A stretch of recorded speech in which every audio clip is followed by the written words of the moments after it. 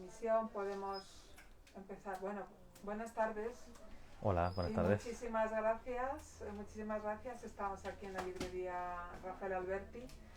En esta tarde del 9 de marzo, ¿no? De un día más después del 8 de marzo, nos habría encantado poder hacer exactamente el 8 de marzo este encuentro alrededor de un libro tan especial sobre Concepción Arenal.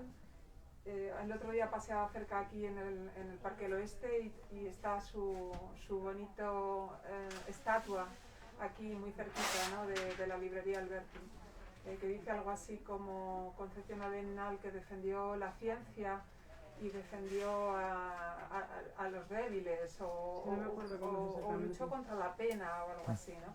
Bueno, pues esta tarde de 9M estamos aquí con Teresa Novoa, con Mónica Rodríguez y con Diego Moreno de la editorial Nórdica para hablar sobre la vida posible de una niña pelirroja, Concepción Arenal, la mujer del retrato. Así que muchísimas gracias a todos los que os estáis uniendo a esta conversación. Gracias por estar ahí muchas tardes, no todas las tardes, pero muchísimas tardes. Hay muchos seguidores, muchos amigos nuevos de muchos sitios distintos y lejanos aquí pero es como si estuvierais todos aquí. Realmente es como si estuviéramos todos dentro de la librería Alberti. Buenas tardes y muchas gracias. Buenas tardes, Lola. Muchas gracias por acogernos otro día aquí en este maravilloso espacio de la librería Alberti. Muchas gracias a Mónica y a Teresa por presentar este libro estupendo. Y yo me alegro de que sea el día 9, porque creo que precisamente hay que demostrar que el Día de la Mujer no es el día 8, sino que el día 9 es el Día de la Mujer también. Y creo que este libro de Concepción Arenal, este cómic, es perfecto para seguir reivindicando la lucha feminista con una autora, con una pensadora que realmente es muy poco conocida en nuestro país.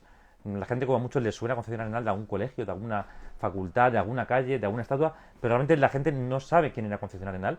Y bueno, pues el año pasado empezamos, que fue su bicentenario, a intentar contribuir modestamente a la difusión de su pensamiento y de su vida con un libro que era La mujer del porvenir, que prologó Ana Caballé, que gracias a ella tenemos mucho más conocimiento de la vida de Concepción Arenal, gracias a su estupenda biografía, que yo creo que es un libro de referencia para todos.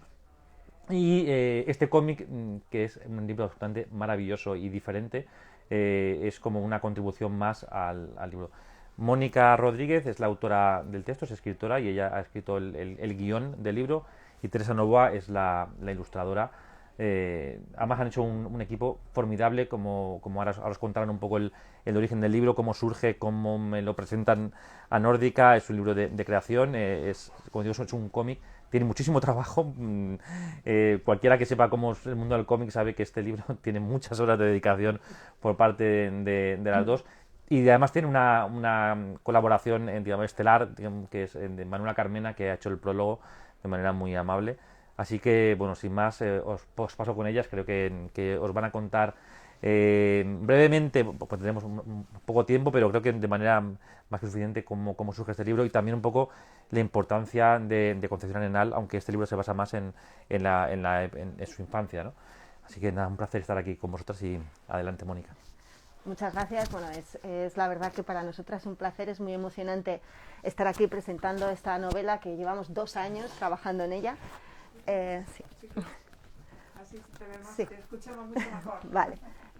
Decía que es emocionante, ¿no? Porque llevamos 2 años trabajando en la novela y verla ya convertida, pues para nosotros es un momento muy especial y queremos agradecer a la librería Alberti que nos deje este espacio para presentarla a todos los que estén conectándose y quieran escuchar un poquito más cómo hemos hecho este trabajo, y por supuesto a Nórdica, ¿no? A la editorial que confió en nosotras desde el principio, además, cuando todo eran casi unas ideas ahí que estaban surgiendo.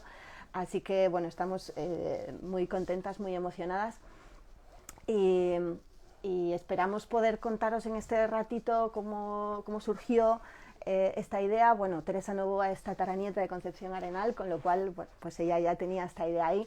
Tenemos que agradecerle también a Carmena que haya querido hacer el prólogo y también que fue un poco, ya os lo contará Teresa, la impulsora de que ella pues se metiera de lleno en este cómic.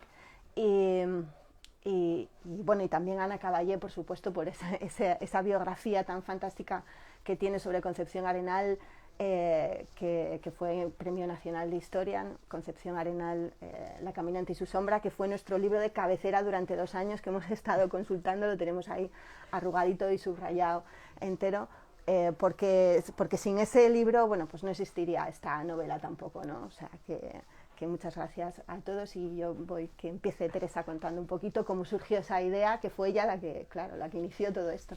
Sí, bueno, claro, yo la referencia que tengo de Concepción Arenal, además de la calle, de las estatuas y de no saber mucho de ella, es que en cada casa familiar había un retrato de ella. Entonces para mí era un retrato y luego había siempre una estantería llena de libros. Y siempre me contaban que había ido a la universidad vestida de hombre, y era mi tatarabuela, y claro, para mí era como todo, no tenía pies ni cabeza aquella historia. Porque yo no conocía a ninguna mujer que trabajara intelectualmente. Todas las mujeres que yo conocía eran amas de casa o trabajaban en el campo, en trabajos manuales, pero una escritora, y en el siglo XIX. Y además mi pregunta era, ¿y cómo es posible que ni mi abuela, que nadie luego, ninguna mujer de la familia luego haya sido así? O sea, que para mí era un personaje que no... Era un poco como de ficción, aunque me decían que era verdad, y yo veía los libros y era verdad, pero no me lo acababa de creer. Y claro, luego poco a poco siempre me interesó mucho esta persona, ¿no? Y además yo me identificaba mucho más con esa manera de ser que con la de las niñas, por la razón que sea, nunca me identifiqué con el mundo femenino, y sí con el masculino, y sobre todo me parecía fantástico que esta persona hubiera hecho las dos cosas, o sea, hubiera sido mujer y además hubiera hecho esto. Y bueno, con los años empecé a leer cosillas de ella, claro, empecé a leer libros, y mi hija se leyó La mujer del porvenir, y me empezó, mamá, tienes que hacer algo, mamá, tienes que hacer algo, me presionaba. Y un día me presentaron a Manuela Carmena, cuando era alcaldesa, y lo mismo. Pero tú que eres ilustradora, pero hombre, tenéis que dar a conocer que las nuevas generaciones no saben nada de esta mujer, y era una mujer súper interesante, y no era para nada esa persona seca y seria del retrato, era una mujer afable, con sentido del humor, divertida. Y bueno, pues ya dije, si ya todo el mundo se empeña, empecé a buscar, y a mí no me cuadraba. A mí las cosas, yo tenía algunas informaciones familiares, pero a mí no me encajaba nada, hasta que me leí el libro de Ana Caballé. Me leí el libro de Ana y dije, claro, es que claro, está todo documentado, entonces ya toda la historia encaja. Y ahí fue cuando decidí que quería hacer un cómic, pero yo no sabía hacer cómic, yo soy ilustradora y nunca había hecho un cómic. Entonces me fui a aprender cómic con lo diré, ay, por Dios, mi maestro, y ahora Jorge González. Y entonces con Jorge, lo que me aprendí con Jorge es que yo sé dibujar, pero contar una historia es muy complicado. O sea, no es tan fácil. Puedo hacer bonitos dibujos, pero contar una historia eso es labor de un novelista. Y entonces, claro, estaba con ese problema, no sabía contar la historia. Y entonces, pues, ¿por qué pensé? O sea, un día abordé a Mónica. Cuenta tú cómo nos conocíamos, por qué nos conocíamos. Es curioso porque nosotras éramos amigas en Facebook, nos conocíamos profesionalmente. Yo, de hecho, a Teresa Novoa no solo la admiraba como ilustradora, sino que en mi casa tengo muchos libros suyos, y pues nos acostábamos todas las noches con Teresa Novoa leyéndole libros de Teresa Novoa a mis hijas. Y por otra parte, pues yo conocía a una mujer encantadora en el parque que sacaba a su perro y yo sacaba a mi perro, y que hablábamos muchas mañanas juntas. Es que un inciso, su perro se llama Poe, claro, yo empecé con mi cachorrito a llevarlo a socializar con los demás perros y me encontré con una chica que tenía un perro que se llamaba Poe, claro, ya me llamó la atención, ¿no? Eso marca. Claro, claro. Y encima congeniamos. Claro, congeniamos, y bueno, pues coincidíamos y charlábamos bastante, hasta que un día de pronto ya se pone a hablar de su tienda, porque antes tenía una ¿No fue tienda. alguien que preguntó, oye, no sé qué, Sí. y te da tiempo de dibujar con la tienda? Porque yo tenía entonces una tienda de camisetas ilustradas. Y dije, uy, puedo dibujar poquísimo, no me da...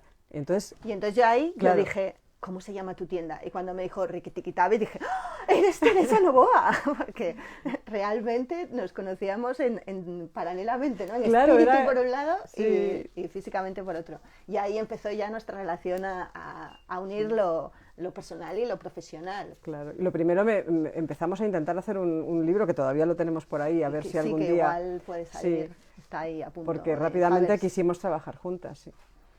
Y bueno, pues pasa el tiempo, y aquel día que yo estaba paseando al perro, con la cabeza, es que no sé contar esto, qué voy a hacer, qué tal, qué cual, me doy con narices contigo, que también paseabas al perro, y dije, ya está, ya sé quién y tal. Y entonces quedamos en un café.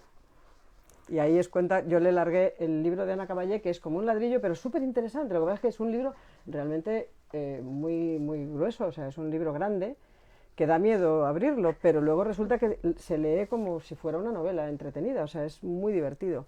Y fue cuando... Claro, ella me propone hacer el guión de un cómic, yo nunca había hecho cómic, y bueno, pues es Yo le una dije yo aventura. tampoco, o sea, Claro. ahí estamos. Es una aventura, bueno, pues es un reto, ¿no? Pues así en principio es apetecible y me da ese tocho y que, a ver, pues te lo lees y me cuentas. Y entonces yo dije, bueno, no me comprometo a nada, voy a ver. Sí, dice, no te prometo nada. Y me dijo. fui con aquel tocho a casa y claro, empecé a leerlo y me quedé fascinada porque además Ana Caballé escribe con una calidad y una calidez, o sea, tiene una literatura, deliciosa. como cuenta toda la biografía, ¿no? Entonces yo enseguida me quedé fascinada por su literatura y por el personaje, porque es verdad que yo tampoco conocía, o sea, yo conocía la estatua, las calles, Claro, lo que todos. Que había trabajado en las cárceles, bueno, poquito, muy poquito, ¿no?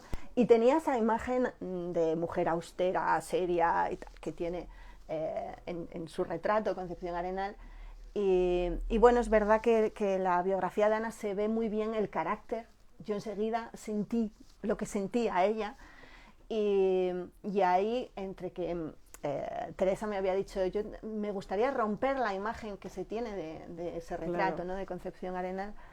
Y luego que a mí, quizás por eso soy escritora de literatura infantil y juvenil, lo que me fascina son la infancia y la juventud, porque creo que somos quienes somos por lo que hemos vivido, ¿no? De niños y de jóvenes. Y por eso enseguida pensé, bueno, pues si hacemos algo que sea en la infancia y en la juventud, para ver de dónde sale esa mujer, ¿no? Que después lucha tanto por los desfavorecidos, por la pobreza, contra todo, porque encima siendo una mujer, ¿no? Y además porque en la infancia y la juventud hay menos datos y por lo tanto había más espacio para la ficción.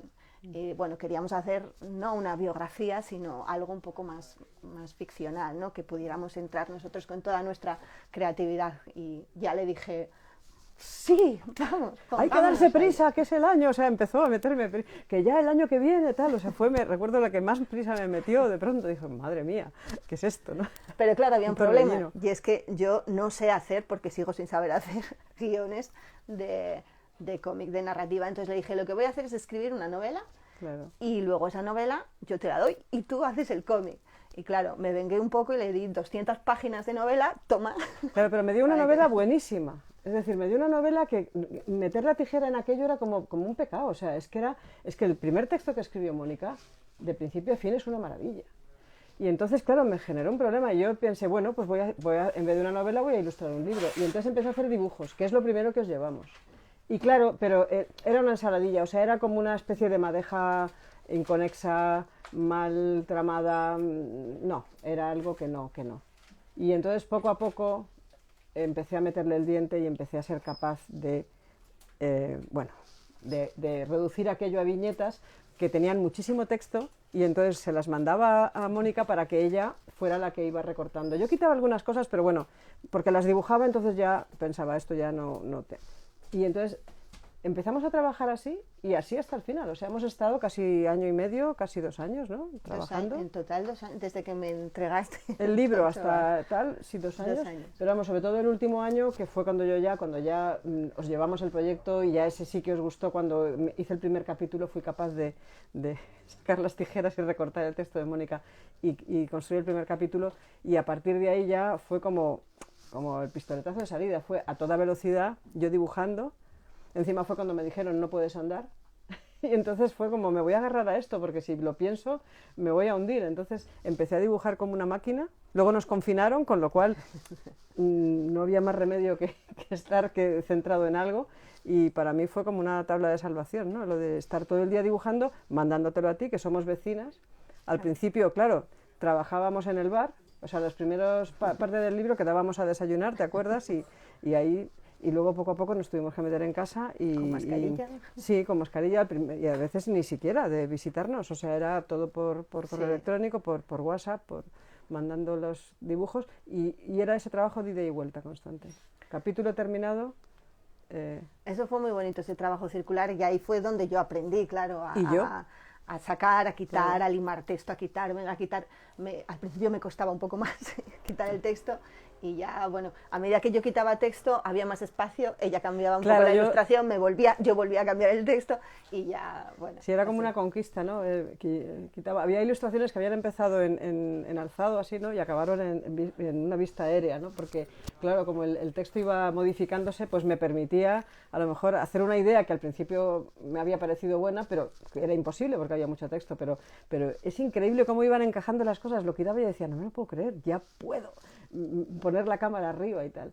Y luego me ayudó muchísimo Javier Olivares, que es muy buen amigo mío y es un santo porque cuando tenía así un bloque terminado se lo mandaba. Y él con una paciencia infinita, luego eran 2 horas de teléfono donde me aconsejaba, donde me animaba, oye, qué bien, para no haber hecho nunca un cómic, que esta narrativa está muy bien y tal, o sea, me animaba mucho porque es un buen maestro, el que te anima cuando lo haces bien y te corrige, claro, había cosas que decía, hombre, esto se entiende, hazlo de esta manera, es decir, que me marcó muchas pautas, al principio también presenciales, luego ya tuvieron que ser por teléfono. Y me ayudó, y luego ya dejé de mandarle porque pensé, ya está, ahora ya voy solita. Y fue así como fuimos.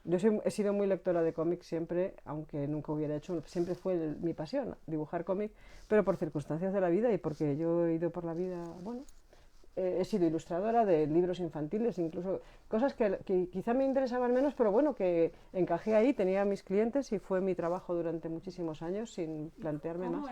¿Cómo era esa niña pelirroja? Porque es el título del libro, ¿no? El subtítulo, Concepción Arenal. ¿Por qué, no? Ese Vida título posible una niña pelirroja.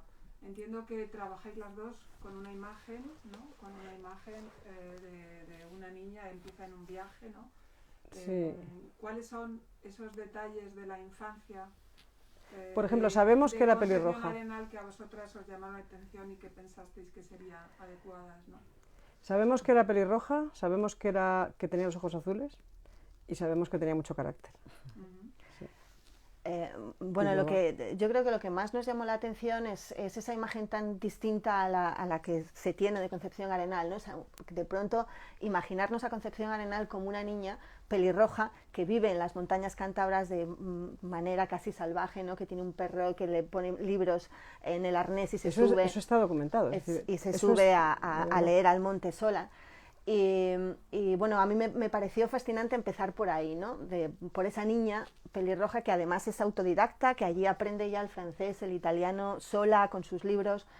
Y entonces, bueno, pues la idea fue empezar cuando muere el padre, que están desterrados por sus ideas liberales, están desterrados en un pueblecito gallego, y cuando muere el padre se va la madre con 3 hijas a las montañas cántabras, a Armaño, que es un pueblecito muy cerca de Potes, que es donde vive la familia del padre, de Ángel Arenal, la abuela, que ellos no conocen, pero que bueno, pues se van allí porque además el padre cuando muere les dice que vayan a cuidar a la abuela y además la madre no quiere volver a Galicia por las ideas, ¿no? Liberales todavía, ¿no? Y sí, por las malas... porque él fue exiliado. Ser el foco de las habladurías de la gente, ¿no? Y entonces cuando de pronto llegan allí a ese lugar, ¿no? Y a mí me parecía muy bonito empezar con ese viaje, porque es un viaje en el que hace una mujer sola con 3 hijas pequeñas, que de Galicia a las montañas cántabras, que duraba pues días y días, más de una semana, ¿no? En carruajes, y me parecía muy bonito empezar por ahí, porque es una imagen muy, muy fuerte, y terminarla cuando ella ya es una mujer que muere su madre, y ahí es un momento en el que ya puede empezar a decidir quién quiere ser, ¿no? Porque hasta entonces pues tiene muchos problemas de saber quién es y quién quiere ser, porque es una mujer en un tiempo en el que no se les permite a las mujeres tener voz, y ella tenía unas inquietudes intelectuales de los hombres o superiores a los hombres de esa época, y sin embargo estaba en un cuerpo de mujer, ¿no? Y todo eso pues nos parecía que era muy interesante hablar de ese conflicto, que luego es la que va a hacer que escriba esos libros de la mujer del porvenir, la mujer de su casa, en fin. Sí, la cantidad de incongruencias que debía ver esa niña pequeña a su alrededor, ¿no? Esa niña que le gustaba leer, que le gustaba la cultura, que tenía muchísimos intereses y que veía que todo el mundo de alrededor para las mujeres era, bueno, la cocina, no cultivarse, no cultivar. Aunque tuvo suerte, porque tuvo gente que está muy bien contado, porque además eso está todo documentado, que tuvo personas a su alrededor, gente de la familia, en la casa de la abuela había muchos libros, o sea que tuvo la suerte de tener un ambiente alrededor que le permitió también leer y aprender francés, con esa anécdota maravillosa que se inventa Mónica, de que conoce por el camino a un viajero francés que le regala un libro de Voltaire, o sea que es muy bonita como Mónica ha ido hilando esa historia para justificar por qué tuvo ese interés por aprender francés, ¿no? Que eso también te revela como una muy buena conocedora de los niños. Uno aprende muy bien cuando está muy motivado. Entonces, bueno, te inventaste esa historia del viajero francés, ¿no? que la motiva a aprender. Porque se sabe, sí, que aprendió francés ella sola, que aprendió italiano, que era una persona muy inteligente y muy sabia. Y luego los trajeron a Madrid y, claro, para ella fue durísimo porque ella estaba tan feliz en las montañas y vino a Madrid, tuvo que ser una chica normal, tuvo que ir a un colegio de señoritas que lo llevaba fatal porque ni se vestía como las chicas, porque no es que ella fuera vestida de hombre a la universidad, se sabe que es que a ella nunca le gustó vestirse de mujer, que le gustaba, siempre llevaba ropa más sencilla, no le gustaba ponerse corsé. Entonces, claro, esa manera de ser tuvo que chocar, que tú te has imaginado que sufrió bullying, claro, lo que ahora llamamos bullying, pero que tuvieron, parece que no lo pasó muy bien en el colegio, ¿no? No podía haberlo pasado bien, ¿no? Porque de pronto era una niña de 15 años que llega de las montañas con sus modales aldeanos, con su aspecto pues muy poco... Sí, muy sobria, ¿no? Sí, Siempre, muy poco presumida, muy sobria. Y con unas inquietudes intelectuales enormes, ¿no? Y con una capacidad también, porque, bueno, obviamente era una mujer de altas capacidades. Y eso choca, pues, con las señoritas insustanciales de la Encima capital. era alta, pelirroja, o sea, claro, cosas que ahora dirías, bueno, qué chica más guapa, ¿no? Pero que, claro, parece que en ese momento, pues, tampoco debía ser una virtud, ¿no? Ser pelirroja y... Y luego lo que se estudiaba en aquella época, lo que estudiaban las mujeres, pues fundamentalmente era religión, era un poquito de economía, bordados, en fin. Entonces ella decía que la educación de las mujeres era el arte de perder el tiempo, sí, ¿no? sí. La educación de las niñas es el arte de perder el tiempo, claro, en aquella época. ¿Y qué fue su apoyo? ¿Quién la apoyó? ¿Quién la empujó? ¿Quién la animó a ir por el camino del estudio y de ir contracorriente, ¿no? Porque... Pues yo creo que ahí hay una influencia enorme del padre. Antes, bueno, eso lo cuenta Caballé también. Sí, lo cuenta Caballé, en el libro. El padre, antes de morir, pues le inculcó el amor por la cultura, por la justicia, saber, por la bondad. Por la justicia. Sí. Y ella quedó muy huérfana realmente porque chocaba mucho con su madre, porque su madre quería que fuera una señorita, que se casara pronto, que no tuviera sus intereses, que se vistiera pues de una manera elegante. Y entonces ella se quedó realmente muy huérfana con el padre y su refugio era ir a ese mundo del padre, ¿no? De los libros. La abuela la arropó mucho también, ¿no? La madre del padre, que era una mujer de campo, pero debía ser una mujer inteligente y bueno, que congeniaban, y entonces la abuela se ve que fue un referente para ella, porque ella, en cuanto vio que la abuela estaba enferma, fue la que fue a cuidarla cuando se muere la abuela, es decir, que para ella su abuela era una persona importante. Entonces, a partir de ahí, en la casa debía haber muchos libros, por lo que se ve, ¿no? Porque los hermanos del padre eran todos militares, ¿no? Sí, había un sacerdote, me parece, sí. Pero vamos, que eran militares, pero que era gente de cultura, que era gente que leía y que eran personas cultas, y entonces había muchos libros que son los que ella aprovecha, que eso también lo cuentas en el cómic, ¿no? Que la abuela le dice, tú a tus libros, tú no te preocupes, tú... Y luego estaba también su querido tío Manuel, sí, claro. que era un político y era escritor. Y bueno, pues con él también, ¿no?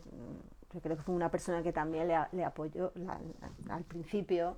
Luego se acabó casando con su hermana Tonina, pero al principio sí que ella yo creo que se vio un poco protegida por él. Sí, le ayudó mucho, hay muchas cartas, sí. Y vamos, que debió tener un amor pues, probablemente platónico por él, porque en esa época pues no había no tenían unas relaciones así muy cercanas, pero sí se ve que ella le quería muchísimo, o sea que para ella fue siempre una persona... Coqueteaba con él y tal, o sea, fue una persona muy importante para ella y la ayudó muchísimo. Pero yo creo que en el fondo es ella, o sea, ella es una mujer muy fuerte y y ella sola fue la que luchó contra Sí, todo. yo creo que porque- cuanto más adversidad, ella todavía se afirmaba más en su manera de ser, ¿no? Era de estas personas que cuanto más le niegas, más fuerza tienen, ¿no? Esa es la sensación que nos da, ¿no? Sí. Por cómo escribe, luego las cartas ya de mayor, esta gente se pasó la vida escribiendo cartas, es que es increíble, yo la cantidad de tiempo que pasaban estas personas escribiendo a sus hijos o a gente, yo que sé, a políticos del momento, amigos, escritores, amigos intelectuales, la firmeza, el sentido del humor, o sea, que tenía, o sea, era una persona que te das cuenta de su carácter, ¿no? Tenía un carácter fuerte, firme y afable también, o sea, y eso me imagino que se forjó a base de muchos palos y de muchas... Hombre, si no habría sido imposible hacer todo lo que hizo ella, ¿no? Y Claro. darle voz, porque ella se preocupó mucho por dar voz a todos los que, Sí. los que no tenían voz, ¿no? A los tristes, a los encarcelados, a los Sí, huérfanos, a mí esa a es los una de las pobres. cosas que me impresionaba mucho de pequeña, cómo esta mujer que además había heredado, porque es verdad, ahora sabemos exactamente, porque Ana Caballé describe hasta los objetos de la herencia, o sea, es impresionante que heredó 5 casas en Madrid, o sea, que era una persona que no tenía necesidades económicas, apuros, ¿no? También es cierto que en aquella época, si no gestionabas bien un patrimonio, bueno, en aquella y en cualquiera, ¿no? Se te podía ir por todas partes, que por eso la madre tenía tanto empeño en casar a sus hijas bien, porque sabían que era ahí andar por el filo de la navaja, como se te fueran las cosas mal dadas, acababas muy mal, o sea, la pobreza en esa época era terrible, o sea, el siglo XIX es terrorífico. Vamos, lo sabemos, cuando estudias un poco de historia se ve el drama de lo mal que se vivía en ese momento. Y ella, claro, había heredado. Para mí siempre la pregunta era, ¿cómo se dedicó a meterse en tantos líos? ¿Cómo fue esta persona que estaba bien, que no tenía necesidad? Porque parece que cuando tienes necesidad eres más luchador, ¿no? Pero ella, que no la tenía, y sin embargo era una luchadora como de esencial, ¿no? Es decir, se ponía en el lugar del más... el más desprotegido, el más débil de todos, las mujeres en las cárceles, que era el último mono, o sea, del que nadie se ocupaba, ahí estaba ella para ocuparse, ¿no? Siempre me fascinó eso, esa capacidad de hacer, esa bondad, a mí es lo que más admiro de esta mujer, aparte de todo lo que escribiera, que fuera capaz de ponerse siempre en lugar del más débil. Sí, desde luego es una persona fascinante y es un gran ejemplo a seguir, ¿no? Esa determinación y esa lucha por los desfavorecidos, que es lo que hizo durante toda su vida, y además siempre desde su casa, sin salir, sin mostrarse, sin querer ir al extranjero, aunque le llamaban para participar en si ella foros tiraba de internacionales. artículo, lo mandaba al periódico, o sea, ella enseguida su arma era la pluma, ¿no? Escribía y rápidamente movilizaba, sí. ¿Y publicaba con su nombre o utilizaba un seudónimo? En aquella época había muchos concursos. El primer concurso al que ella se presenta, que es para esclarecer la diferencia que hay entre ¿cómo es? Beneficencia, caridad y... que ahora no me viene a la cabeza. Sí, bueno. Joder, es que es una de las cosas más importantes de ella y se me ha ido de la cabeza. Beneficencia, caridad y la otra. Bueno. Se convoca un concurso para esclarecer, o sea, las diferencias exactas, y ella lo gana. Entonces, lo gana con el nombre de su hijo, porque sabe que como mujer no se lo van a leer. Entonces se presenta con el nombre de su hijo y luego, bueno, no tiene más remedio que admitirlo, ¿qué tal? Porque su hijo era pequeño. Claro, era era un niño de 12 años, que ese o sea, niño hubiera pero claro, ella aquello. puso el nombre del hijo para... Ella ya entonces era viuda, ya se había muerto ¿Se su casó madre. o tuvo un hijo? Tuvo 3 hijos. 3 hijos. Se le murió la primera niña. A los 2 años y pico, Sí. de una hidrocefalia aguda. Sí.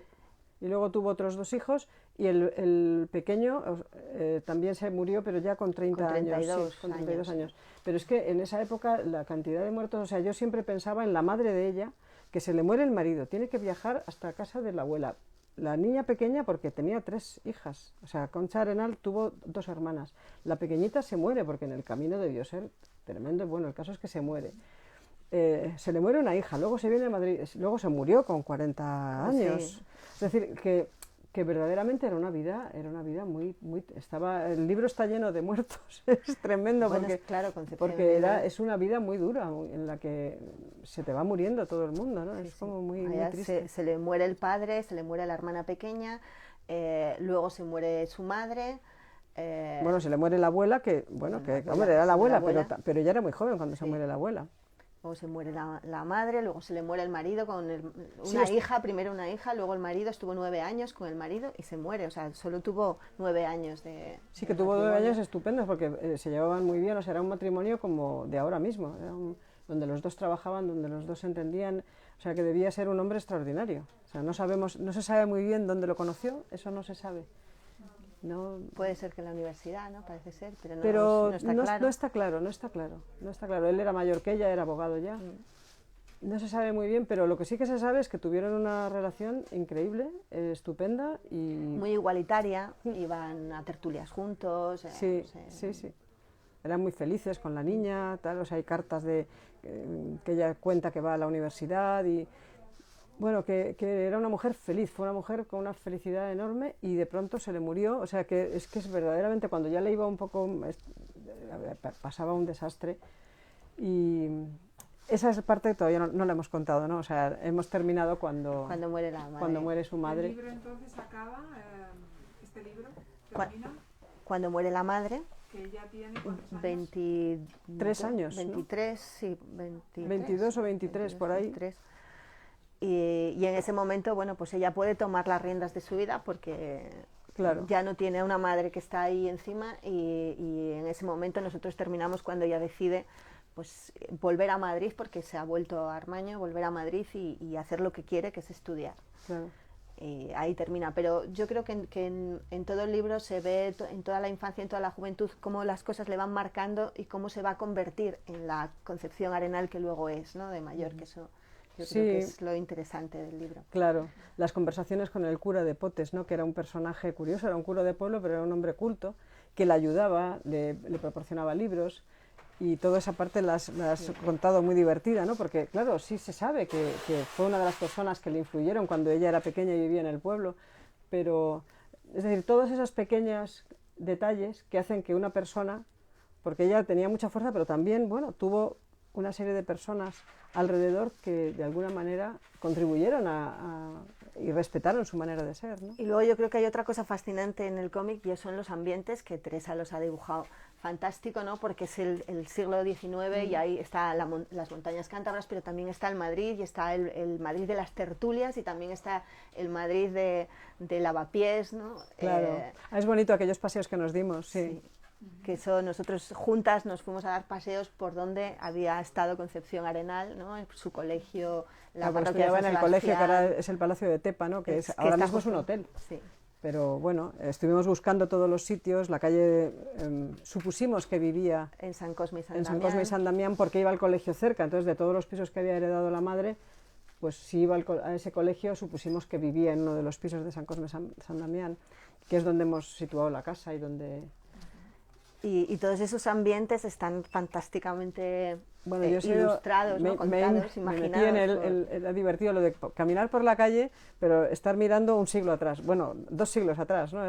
Íbamos por Antón Martín, ahí estaba la famosa fuente esta de los, ¿cómo? Del De los Galápagos, peces de piedras, sí, sí. había una fuente ahí que luego ya no está ahí, claro, se trasladó, me parece que a Fuencarral hace muchos años. Pero bueno, yo la he colocado ahí, claro, entonces era imaginarnos, ir por el Antón Martín de ahora, pero imaginar esa calle y pues luego todo Lavapiés de San Cosme, que son barrios por los que andamos mucho, pero de repente mirarlos a través del tiempo, ¿no? Sí.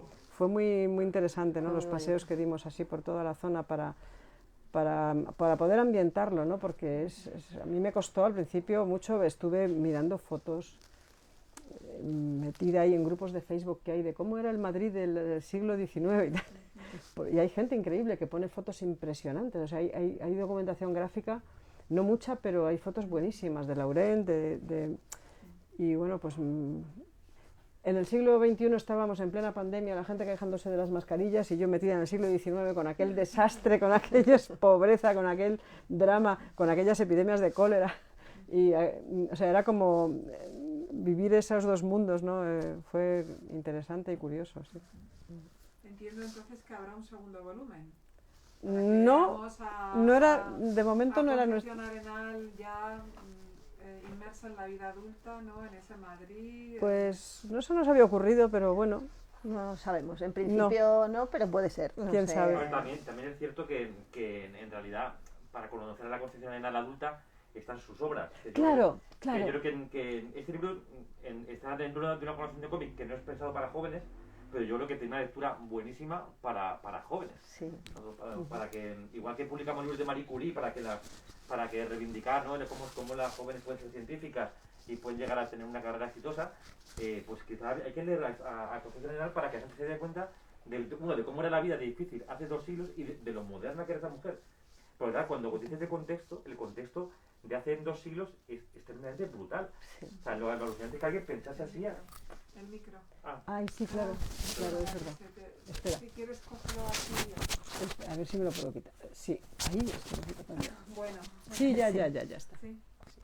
Sí, de cómo hace 2 siglos la vida era tan tremenda y de lo modernas que eran las ideas de esta joven. Y yo creo que lo que anima este libro es a las jóvenes a pensar que se puede revelar de una manera tremenda en un mundo mucho más cómodo que el de hace 2 siglos ante las convenciones, cueste lo que cueste. Y también un poco, claro, siempre lo asociamos en este tipo de libros de eso, a pintoras o a científicas, pero ella fue la pionera del trabajo social.